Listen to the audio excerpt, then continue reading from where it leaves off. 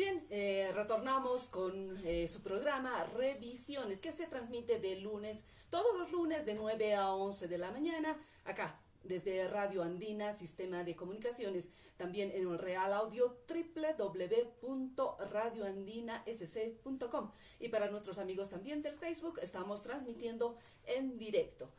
Como ya habíamos anunciado, continuamos en el programa con nuestro segundo bloque, el tema a desarrollar: problemas estructurales de la educación en Bolivia. Para el mismo, como ya inicialmente anunciamos, tenemos como invitado al educador popular Noel Aguirre, quien nos acompaña acá en nuestros estudios. Licenciado Noel, muy buen día, bienvenido a nuestro programa Revisiones para tratar esta temática de la problemática de la educación en Bolivia. Muy buen día, gracias por la invitación. Saludos a todas las personas que nos están oyendo. Bien, vamos a empezar contextualizando este tema de la educación bajo un marco que lo define Jacques Delors. No, Jacques Delors toma en cuenta cuatro pilares en la educación. El primer pilar viene a ser el tema del saber, dice, ¿no? Del conocer y del saber. El segundo pilar viene a ser el tema del hacer, o sea, la aplicación de los conocimientos que se van generando o que se van transmitiendo. Entonces, el tercer tema tiene que ver con aprender a ser, dice, ¿no? O sea, ser se concibe en términos de valores, ¿no? En términos de cultura, y el cuarto viene a ser aprender a convivir. Entonces, son cuatro pilares que prácticamente definen lo que viene a ser la educación en todos los países, y me parece ese criterio bien importante. Y podríamos empezar tal vez en el tema, digamos, de la educación en el país. En Bolivia ha existido una especie de marginación de este derecho a los pueblos, podemos decir, indígenas, ¿no? Entonces, el acceso a la educación ha sido un derecho que se ha conquistado eh, con bastante, digamos, lucha, con bastante sacrificio, ¿no? Porque podemos históricamente referirnos a el voto calificado, ¿no? El voto calificado, ¿qué era? ¿No? Todos los que sabían leer y escribir podían votar y que tengan un determinado patrimonio. Pero posteriormente se ha ido dando acceso a la educación, el derecho a la educación, el Código de la Educación Boliviana, que data de los años 50. Podemos hacer en retrospectiva la experiencia de Warisata, George Zuma y una serie, digamos, de antecedentes. Sin embargo, la cobertura actualmente de la educación es casi total. ¿Existe o no existe analfabetismo en el país? Es un tema que yo quisiera que también podamos puntualizar al iniciar esta entrevista. Y el otro tema que me parece crucial y bastante importante, el tema de la calidad en la educación, ¿no? Entonces podríamos empezar a tocar el tema de cobertura en la educación. Todavía existen, digamos, gente que está marginada de educación, uno, y segundo, el tema de la calidad de la educación, que bueno, supone una serie de otros criterios. A ver, lo que primero tendríamos que señalar es que si uno revisa la historia de Bolivia, la historia de la educación en Bolivia, uno va a encontrar que desde la invasión que ha habido de países europeos en nuestra región, hasta gran parte de la República, casi cerca de 1950, todo está marcado por una educación de carácter elitista, Así es decir, solamente destinada prioritariamente para las clases acomodadas, para los que supuestamente pertenecían a una clase social que deberían y tenían las posibilidades de poder desarrollar procesos educativos. Entonces tenemos hasta 1950 niveles marcados de escaso acceso de poblaciones, primero de trabajadores, de pueblos indígenas originarios, pero también de hermanas campesinos. Y ahí es clara la muerte. Pero también el 50, si bien se da apertura a una mayor amplitud para que pueda haber más población que pueda entrar a los procesos educativos, está muy claro también que tiene un corte homogenizador, porque creían que el castellano era lo más importante y había que aprenderse todos castellano para generar ese famoso Estado-Nación que ha sido fallido y que más bien en estas épocas estamos intentando mirar desde otras maneras. Pero además, sintomáticamente, ahí hay que reconocer que los temas educativos, me imagino que ellos pensaban, porque eran personas del campo, estaban muy vinculados con el Ministerio de Agrícola. Entonces, eso mira sesgos también. Si bien hay apertura, la cobertura comienza a crecer, pero también en términos de intencionalidad es otra mirada. Es sí dar educación, pero para tomar a cierta población. Y ahí aparece también el tema de la alfabetización. La alfabetización en Bolivia, inclusive un poco más antes del 50, ha tenido varios momentos, varios programas que han intentado resolver este tema, pero ninguno de manera absoluta ha logrado resolver, salvo lo que se ha iniciado en el 2006, en mi juicio. Ahí se ha iniciado un programa, el Yo Sí Puedo, y lo que ha hecho primero es hacer una especie de encuesta, de sondeo, para ver cuánta población era analfabeta. Se comprueba lo que el censo define para principios del 2000, que la población era del 13%, de 13,36% de analfabetos en ese entonces. Entonces, con base en eso y un sistema, y ahí hay que recuperar lo que creo que es la principal enseñanza de los hermanos cubanos, un sistema de rastreo casa por casa, comunidad por comunidad, se comienza a hacer el proceso de alfabetización. En este momento la tasa de analfabetismo es del 2,2% aproximadamente, y que sube y baja. Hay una tendencia en este momento, por ejemplo, a volver a subir, y ahí aparecen ya ciertos temas. No basta enseñar a leer y escribir un texto corto, sino hay que trabajar mucho más, y ahí aparecen varios otros temas. Por ejemplo, a cada momento tenemos de amenaza, ni siquiera solo en Bolivia. Nosotros hemos estudiado, por ejemplo, casos de otros países europeos, por ejemplo, inclusive norteamericano. Es muy común que la población aprenda a leer y escribir lo básico, y después con el curso del tiempo se olvida, ya no practica más. Entonces, el analfabetismo funcional es uno de los grandes problemas que todavía hay que seguir trabajando, tanto en Bolivia como en muchos otros países. Pero también han aparecido otras necesidades respecto a la alfabetización. Por ejemplo, la alfabetización en idiomas nativos, en idiomas maternos, pero además la alfabetización vinculada a nuevas habilidades que se requieren en esta época. Por ejemplo, muchas personas que recién están comenzando a leer y escribir, inmediatamente te dicen: yo quiero aprender la computadora, quiero tener más ingresos. Entonces, formación técnica, formación vinculada con la producción, a partir de la alfabetización, es un tema central, y eso todavía hay que trabajar. Entonces, en términos formales está resuelto en gran parte. La cobertura también, si uno mira en lo que es primaria, lo que es secundaria, la tasa de analfabetismo en la población de 15 a 25 años prácticamente cero. Entonces va a encontrar formalmente que ya están prácticamente resueltos. Pero ahí aparece el otro tema, y justo los que tú planteas, el tema de la calidad de la educación. El tema de la calidad hay que manejar con mucho cuidado. Primero, obviamente, hay que medir la calidad. Negar la posibilidad de la medición de la calidad es como negarse a mirarse en el espejo, que uno puede encontrar una serie de temas, pero tiene que saber medir, y tiene que saber para qué mide. Ahí tenemos que hacer una discusión muy clara de cuáles son los propósitos, los objetivos de la medición de la calidad, de lo que entendemos por calidad. Por ejemplo, en Bolivia se sostiene que la educación debe ser descolonizadora, despatriarcalizadora y científica, debe ser inclusiva, debe ser territorial, etc. Hay una serie de elementos. El caso es cómo hacemos para medir la calidad frente a esos parámetros y tomar decisiones respecto a eso.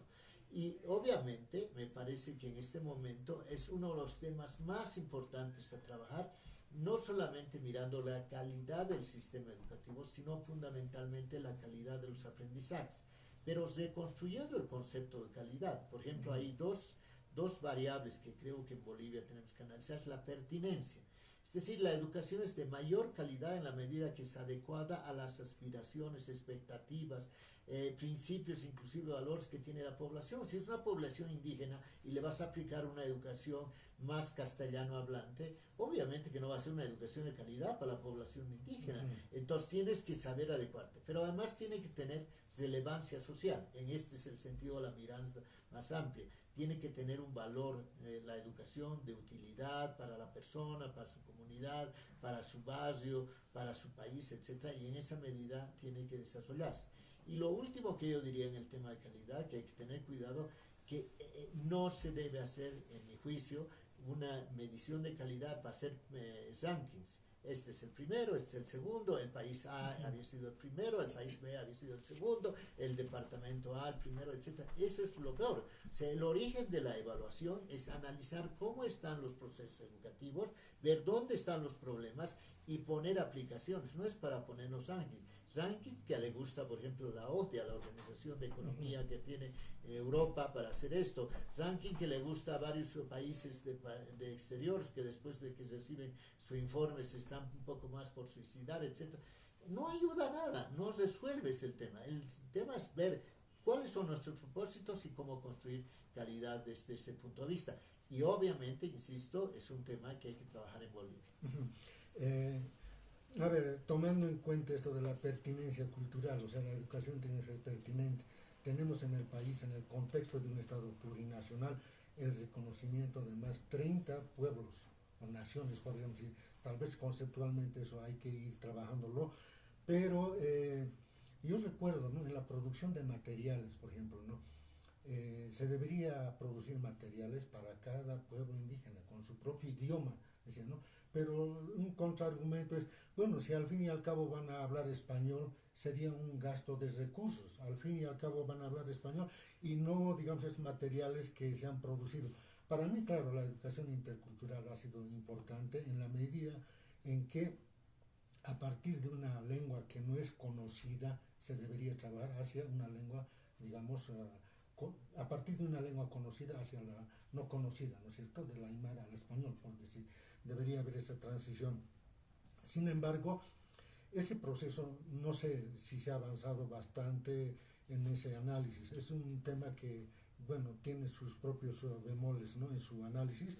Ahora, lo otro en cuanto a la calidad educativa, ¿no? Yo recuerdo, se tiene el CIMECAL, ¿no? Se tenía el CIMECAL, Sistema de Medición de la Calidad Académica. Entonces, ¿qué es lo que se hacía? Se trataba obviamente de medir la calidad académica, porque la educación tenemos que tomarlo en el sentido de que es un tema fundamental para el desarrollo de los países.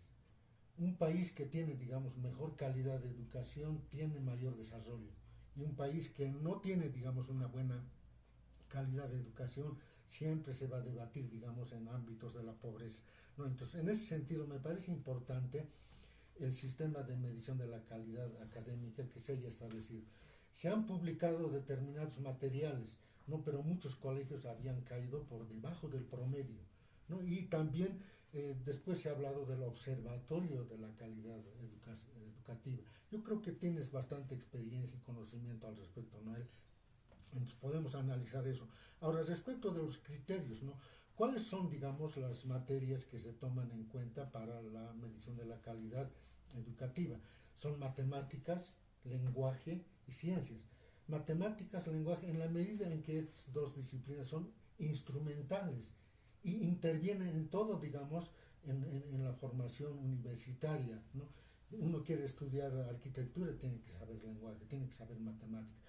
Tomando en cuenta, ¿no es cierto? Entonces son dos criterios básicos. ¿Qué ha sido del CIMECAL y del Observatorio de la Educación?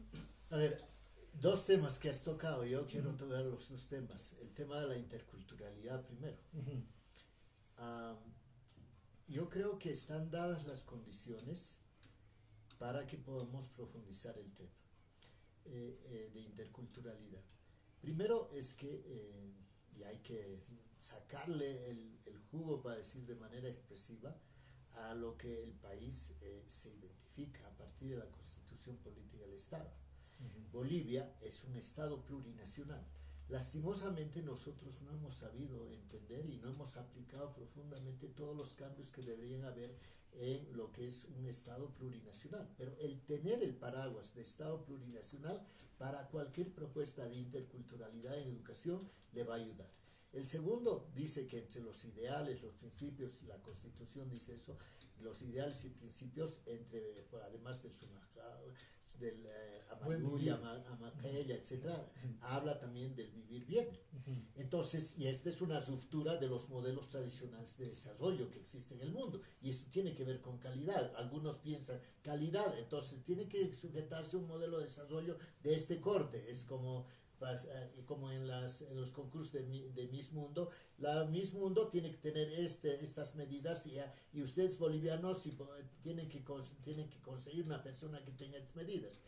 Mientras que en el caso, cuando hablamos vivir bien, creamos nuestra propia concepción, nuestros propios referentes, etcétera, y a eso hay que aprovechar. Esa es una condición básica. Después, en términos de interculturalidad, está previsto desde el punto de vista del currículum. El currículum tiene 3 niveles: el nivel diversificado, el regional y el base, que yo no voy a decir que está funcionando, sino más bien está planteado, pero falta funcionar. Pero además tiene sus instrumentos, tiene el Instituto Plurinacional de Lengua y Cultura, el IPLC, tiene los institutos de lengua y cultura para que se pueda generar todo esto. Entonces hay condiciones, pero todavía faltan aplicar varias medidas. Y ahí básicamente hay 2 grandes temas que yo creo que podríamos. Uno es el de la interculturalidad.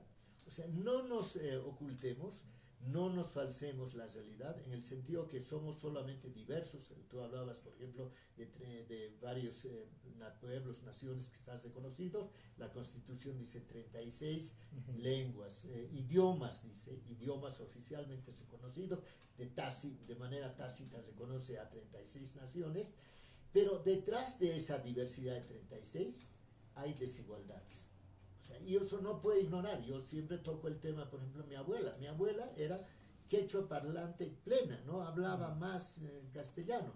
Y tuvimos que traerla acá a la ciudad de La Paz para que viva con nosotros, porque estaba tan viejita, pero su capacidad de poder al menos socializarse, siquiera con su barrio, no había. Obviamente ella era diversa, pero era profundamente desigual por sus condiciones culturales, por ejemplo. Esto no tenemos que olvidar, por eso me parece interculturalidad muy importante. El segundo es que cuando uno habla con nuestros hermanos, sobre todo con los jóvenes, cuando habla, por ejemplo, con un aymara joven, el aymara te dice, claro, que me interesaría ratificarme, fortalecerme como soy aymara. Pero no quiero dejar de mirar lo que es el país, lo que es el Estado plurinacional y el mundo. ¿Por qué me vas a reprimir de las cuestiones tecnológicas? Entonces, la interculturalidad tiene que ser sabia en desarrollar, en formarlo, en función de lo que es su pueblo, su nación, su cultura, pero también en una mirada más global que es el país, pero también en una mirada más internacional. Tiene que mirar el mundo. El intercultural no tiene que dejar de mirar el mundo. Ahora, ¿cómo seguir haciendo esto? Ese es el tema que me parece muy importante. El tema de la calidad educativa.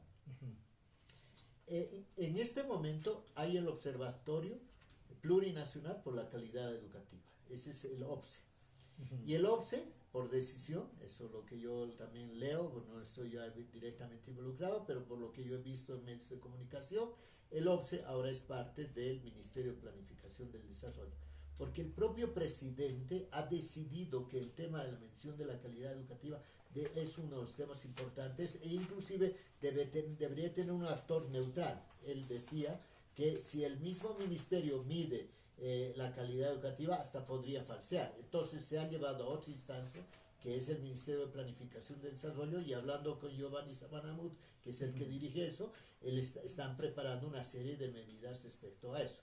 Y ahí están discutiendo si se toma o no lo de UNESCO, porque nosotros hay una prueba fallida, diría yo, en el último tiempo de retomar UNESCO. Se ha retomado en buena hora, pero la manera como se ha aplicado no era la mejor, y pero hay una partecita para trabajar. Pero en el tema ya de conceptual de la calidad educativa, si miramos además del ranking, si miramos lo que proponen los demás, inclusive UNESCO y mucho más OCDE, lo que tratan de medir son los logros educativos más académicos, que uno lea, que uno escriba bien, que uno comprenda cuando lee, que uno tenga el razonamiento lógico, etcétera. Esos son los temas. Básicamente a partir de eso, adecuado a una mirada de sociedad, de Estado, etcétera. Y eso no es suficiente en mi juicio. Hay que evaluar, pero por ejemplo, desde la perspectiva de nuestro país, habría que evaluar algo que tú has introducido a través del informe Delos, y algo que en nuestro país se ha definido que todo ser humano, todo estudiante debía desarrollar la dimensión del ser, del saber, del decidir y del hacer.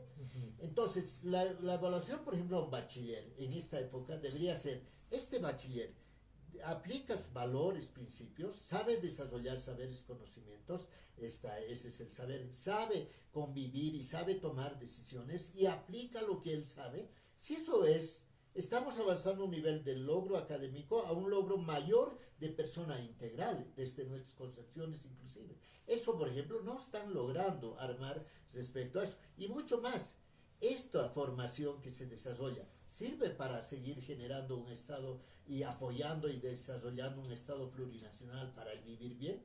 Si no pasa con eso, en Bolivia tienes que decir que la calidad de la educación no es la mejor. Entonces, este es un periodo rico para recrear, porque tenemos los parámetros y las condiciones básicas, pero ojalá que, por ejemplo, el OCSE termine de cerrar esa discusión larga que todavía no se está terminando en Bolivia. Interesante. Sin embargo, respecto de estos temas de la calidad educativa, hay un sistema, digamos, dentro de lo que viene a ser la UNESCO y el otro de los países del OCDE, que son los... Ahora, el OCDE maneja el sistema PISA, que es una evaluación, digamos, de los estudiantes, ¿no es cierto? Una evaluación internacional de los alumnos. Y el tema al respecto es que el ministro Bartolomé Puma, si no me equivoco, ¿no? El viceministro ha desestimado este sistema porque es el ministro neoliberal, Aguilar también. Es neoliberal, dice, el liberal, ¿no? Entonces, ¿esto tiene sustento o no tiene sustento? O estamos rehuyendo a un desafío. Por ejemplo, dentro de su ranking, el PISA, el primer país, digamos, que aparece es la China, que no es enteramente liberal, ¿no? Después están, digamos, otros países, Singapur, bueno, así sucesivamente dentro de ese ranking, ¿no? Los que están mejor ponderados, ¿verdad? Entonces, ese argumento, digamos, de que es liberal, ¿es válido? ¿No es válido para desestimar este sistema, digamos, de medición de la OCDE? Hablemoslo de la OCDE. Ya. ¿Qué es la OCDE? Es la organización, digamos, para el desarrollo económico de los países, principalmente del primer mundo. Del primer mundo. Es un organismo de economía. Ya. Y que pertenece al primer mundo, sobre todo Europa y sobre todo el mundo del norte. Ya. Y a partir de eso, ellos hablan de productividad, de producción, de mayor desarrollo, de progreso, etc. Y dicen, y tenemos que ver que la educación responda a esto. Y entonces se inventan el PISA. Y el PISA es para ver eso. Entonces ahí la discusión es, como bolivianos, nosotros vamos a tender a hacer un modelo de desarrollo que sigue depredando la naturaleza, que sigue depredando y está aprovechando del ser humano y no piensa en la comunidad, no piensa en las relaciones entre los seres humanos, o vamos a afiliarnos directamente con eso. Entonces ahí hay una posición también ideológica. Yo entiendo que el motivo de Roberto Aguilar y de Bartolomé Puma, yo no sabía si Bartolomé lo había rechazado, pero si Bartolomé lo ha hecho, yo creo que por ahí está la discusión. El tema es que hay que trabajar en un sistema de medición de calidad de la educación desde mi perspectiva para Bolivia, desde lo que son nuestros principios y las características, sin olvidarnos del resto del mundo. No para adecuarnos, sino para desarrollar cosas. Entonces, estás invalidando los criterios, digamos, de evaluación bajo parámetros de lenguaje y matemáticas y ciencias. ¿Es eso? ¿Qué otros criterios deberían prevalecer? Porque fundamentalmente toma en cuenta esos dos aspectos, ¿no? En la medición de la calidad. Y en estudiantes de 15, 16 años. Eso. Yo retomo, primero, es indudable, inevitable que cuando miras calidad educativa tienes que mirar logros educativos. Los logros educativos tienen que ver fundamentalmente con lectura, escritura y con matemáticas. Y después se vuelve matemáticas, física, química, literatura, etc. tienes que evaluar esto. El no evaluar esto también es una negación de lo que sería la evaluación de la calidad de la escuela, porque eso ocurre en la escuela, en el colegio, ocurre. Pero eso no es suficiente. En mi juicio tienes que evaluar un segundo nivel, que es la formación integral. La formación integral de las personas. Tienes que evaluar en este conjunto de estudiantes. Se está trabajando, por ejemplo, en el desarrollo de los valores, de los principios, lo que decía hace un momento, en el ser, en la dimensión. Se está valorando su identidad de las personas. Ese es un tema. El otro, sabes desarrollar, sabes recrear los saberes, los conocimientos, rescatas tus propios valores, tus propios conocimientos y los vinculas con los llamados universales, sabes convivir con los demás y en esa convivencia tomas decisiones y lo que desarrollas como conocimiento lo aplicas en la práctica. Esa es la formación integral para mí. Ya, eso tiene que ver con la estructuración del currículum. Claro. El caso de Japón es interesante. O sea, no empiezan ellos por el término, digamos, de aprender a conocer, ¿no? O sino aprender a ser, sino que son aprender a ser con los valores. O sea, lo fundamental, digamos, en ellos, ¿desde qué año es, Adela? Es desde hasta los 8 años, ¿es verdad? Sí. Hasta los 8 años 8 solamente les infunden educación en valores, la disciplina. Y eso es bastante claro. En el último mundial de fútbol, los japoneses han limpiado el estadio. Son valores. Posteriormente empiezan ya con la generación, adquisición, transmisión de conocimientos. Te puedo contar ahí. A ver. Si la OCDE fuera a evaluar a esos niños del primero al segundo curso, los japoneses están arruinados. Se van a aplazar. En cuanto a conocimientos. Porque no están desarrollando todavía conocimientos, están desarrollando valores, su ser. Y eso no le interesa en principio a la OCDE, no es su principal. Entonces, obviamente que después los japoneses desarrollan conocimientos y en su momento ya se adecuarán a lo que es la OCDE. Pero si quieres ver eso, ¿qué está mostrando? Y yo creo que tienes razón cuando hablan del currículo. En realidad es la manera como armas el currículo. Y ahí hay que hacer un trabajo muy fuerte de armar el currículo. Yo también, viendo lo de Japón, por ejemplo, y de otros países, yo creo que es un mal negocio entrar solamente a los conocimientos de principio. Hay que hacer una serie de cambios en la educación más radicales de los que hemos hecho en el currículo hasta ahora. Son pocos, ahí hay que analizarse autocríticamente. Hemos hecho cambios como cambiar piezas. Eso significaría que la currícula es uno de los problemas fundamentales para el tema de la educación, para el desarrollo, para el mejoramiento de la educación. Ahí tenemos que tener muy claro que la currícula es como el puente entre la política educativa y la práctica educativa. ¿Qué permite entrar lo que uno propone en educación dentro del aula? Porque estoy hablando del sistema escolarizado. ¿Dónde se define la calidad de la educación en el sistema escolarizado? No se define en el despacho del ministro, no se define en el despacho del director departamental, se define en el aula donde está el maestro con sus alumnos o la maestra. Ahí se define. Y el currículo es el puente para llegar a eso. Entonces, si el puente está mal hecho, entre la política y la práctica, nunca va a poder juntarse. Y entonces ahí hay que trabajar mucho en el currículo. Ahora que se habla del Congreso, yo creo que, por ejemplo, hay que quitar algunas materias y hay que poner unas nuevas. Yo pondría, por ejemplo, una de desarrollo de las personas, que encuentren el sentido en este mundo del siglo XXI, que encuentren uno, pero ahí alguna materia tienes que quitarla. Y seguramente los maestros de esa materia van a hacer huelga porque no se está quitando derechos, etc. Pero hay que comenzar a pensar esos temas. Y en ese sentido, entonces, ¿cuáles serían los problemas estructurales de la educación que tenemos? Que es el tema que estamos abordando así, estructurales de la educación. Ya estoy llegando a mi hora. Yo contesto. Primer tema, yo creo que la educación todavía tiene rasgos coloniales y tiene rasgos patriarcales. Y para explicar qué quiere decir eso. Cuando digo de lo colonial, seguimos queriendo crear educación con cabeza ajena, mirando qué hacen los demás y no mirando qué podemos hacer nosotros. La experiencia de la escuela Arizarta, que ha mirado desde dentro y ha comenzado a desarrollarse, creo que una y otra vez nos tiene que valer. O sea, no es No es que hay que olvidarse del resto del mundo, sino hay que comenzar a leerse también respecto a eso. Hay que comenzar a hacer educación desde lo que somos para dialogar con el resto del mundo. Y tener que dejar de ser colonial. La educación está separada del mundo de la producción, de la economía, del desarrollo. Ahora mismo yo estoy trabajando, por ejemplo, un proyecto.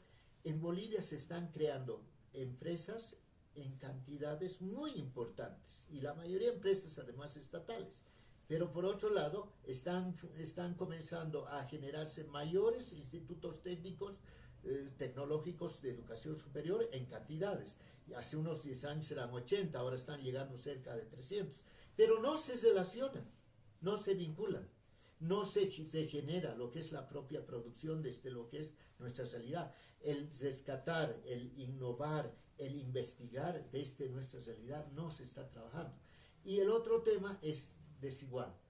Seguimos teniendo una educación vinculada por categorías. Una cosa es ser estudiante de una escuela que es fiscal del área rural, otra es ser de una escuela, de una unidad educativa que tiene convenio además internacional y que tiene sus propias características y nadie le vincula. Todavía tenemos educación por escalas. Una cosa es educación regular y otra cosa es educación alternativa, etc. Ahí hay diferencias todavía, desigualdades. Y los dos últimos, perdóname Moisés, dos últimos temas, producto de la pandemia, yo diría de la sindemia, porque no solo ha traído enfermedades de salud, sino otro tipo de enfermedades nos ha mostrado, por eso es sindemia, son dos.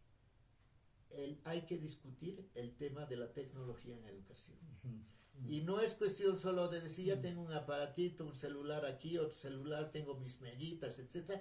Es otra manera de manejar. Ahorita yo estoy viendo que ustedes están filmando y posiblemente está saliendo en tiempo real. El manejo del tiempo real que antes no teníamos, ahora lo tenemos. Y eso está influyendo en los estudiantes. Los estudiantes ahora te andan haciendo 3, 4 veces a la vez, están con su auricular aquí, están oyendo música, están chateando y están pasando la calle y están haciendo varias cosas. Si ellos pudieran pasar clases así, para ellos todavía mejor.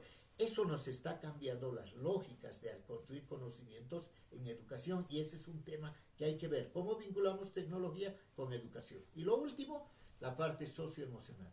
La pandemia ha dejado problemas serios en varios grupos sociales. Hay gente que todavía, si usted sale a la calle, tiene un barbijo, 2 barbijos en la cara, inclusive tiene máscara y anda mirando a un lado a otro lado, tiene una serie de traumas. Van a haber más problemas, se presume por el manejo del malo que hacemos de la naturaleza, van a haber otras pandemias, van a haber desastres naturales y no tenemos que rehuir desde la educación ese tema, tenemos que ayudar a resolver. Una educación resiliente es un tema muy importante en estas. Para una educación resiliente, realmente lo que hace falta es descubrir, como se dice, el currículum oculto. Entre teoría y práctica, no siempre, digamos, en la práctica se refleja lo que se dice dentro del currículum, sino dentro de las políticas educativas, ¿no? Como es la despatriarcalización, descolonización, etcétera. ¿No? Entonces, en esos términos, obviamente en Bolivia hay mucho que hacer en este tema de la educación, es un tema apasionante, amplio, hasta se habla de lo que viene a ser, digamos, la privatización de la educación, que sería una especie de solución, no como en los países nórdicos. En algunos países nórdicos se los imparte educación a través de vouchers, ¿no? Tienen cupones los padres para poder elegir, digamos, la unidad educativa que mejor le parezca. Ese es la competitividad. Ese es el modelo chileno. El modelo. ¿Y sabes por qué Boric ahora es presidente? Porque precisamente los estudiantes se rebelaron con ese modelo chileno. Bueno, a ver, ¿en qué medida eso calzaría, digamos, dentro de las soluciones que se podrían plantear? Es un tema, yo creo que tienes un tiempo limitado. Sí, lastimosamente sí, tengo que irme en una próxima ocasión. Seguimos ampliando con todo. Vamos a ampliar todo esto. Sin embargo, licenciado, para cerrar un poquito, Dime. Una simple pregunta. Educación privada, educación pública. ¿Saben qué? Ahora inclusive está yendo más allá. Educación presencial, educación virtual. Pero, ¿y si tomamos en cuenta privada, pública? Cada época, ¿Cuál aconseja? cada época, la pugna siempre ha sido sobre quién domina el tema educativo. La pugna que era educación privada, educación estatal, ahora se está mediatizando. Los grandes centros de poder están dejando el tema. Y entonces, para mí ese no es el debate. El debate, y obviamente, si me pides decisiones, yo te digo educación pública, pero buena pública. Porque el tema de la educación tiene un carácter nacional, un carácter que hace al país, pero además rescata lo concreto. La ley de la educación dice es única y es diversa a la vez. Ese yo creo que es importante. Pero ¿dónde yo quiero ir? El debate en este momento, a partir de lo que vino la pandemia, ahí todo el mundo paralizó clases, las presenciales. No es solo Bolivia que ha dejado de pasar clases, todo el mundo ha paralizado. El único caso es que Bolivia ha reaccionado lentamente y ha clausurado más. El resto ha hecho educación virtual, de buenas a primeras, y ha comenzado a aplicar buenas y primeras. Y los organismos internacionales de telecomunicaciones vinculados a la tecnología, Google, Microsoft, etc., todos esos organismos se han frotado la mano, que estaban queriendo que haya esa educación, y de pronto por la pandemia todo el mundo le echó a la educación virtual. Inclusive, ahí déjame terminar esto, le aportó a UNESCO, porque UNESCO no sabía qué hacer como organismo internacional. ¿Qué hacemos? Ahora no hay clases. Y entonces estos organismos dicen, ahí está, yo te aporto dinero, pensalo, investiga, haz que la virtual siga. Ah, qué bueno, siguió. Y ahora que ya ha parado el tema de la pandemia, que no se ha eliminado, ha parado, ha reducido, ahora estos organismos dicen, no, ahora es hora de que ya no haya tantas clases presenciales, sino virtuales. ¿Y a quién favorece? ¿Quién ha ganado en el periodo de la pandemia? Uno de los que más ha ganado son las empresas transnacionales de este tipo. Entonces, ahí hay que discutir mucho. Y otra vez yo diría, si me dicen educación presencial o virtual, yo diría presencial con uso adecuado de la tecnología, con una pedagogía recreada, pero no solo virtual. Ajá. Dada la importancia de este tema. Sí. No, simplemente una conclusión más o menos preliminar. Una conclusión simplemente preliminar, ¿no? Dada que el Estado todavía tiene un carácter colonial, entonces el Estado quiere la educación que el Estado, digamos, le interesa para el ciudadano, y no así lo que el ciudadano necesita. Es que ahí tenemos que reconstruir también el concepto de Estado. Lastimosamente, todos nuestros gobiernos a título de Estado terminan administración del Estado, gobierno. O sea, el Estado, uno termina de decir que son los de la Plaza Murillo, los que están en el Palacio y los que están ahí al lado, y ese es el Estado, eso se supone. El Estado son los gobernantes y el pueblo. Ese es el concepto amplio de Estado. Esto es lo que tenemos que hacer. Entonces, cuando decimos del Estado, estamos hablando de los que gobiernan, pero como oidores de lo que es el pueblo, pero fundamentalmente lo que está pidiendo el pueblo. No puede ser una educación ajena al pueblo, en eso estoy totalmente. Por lo tanto, hay que reconstruir también el tema del Estado.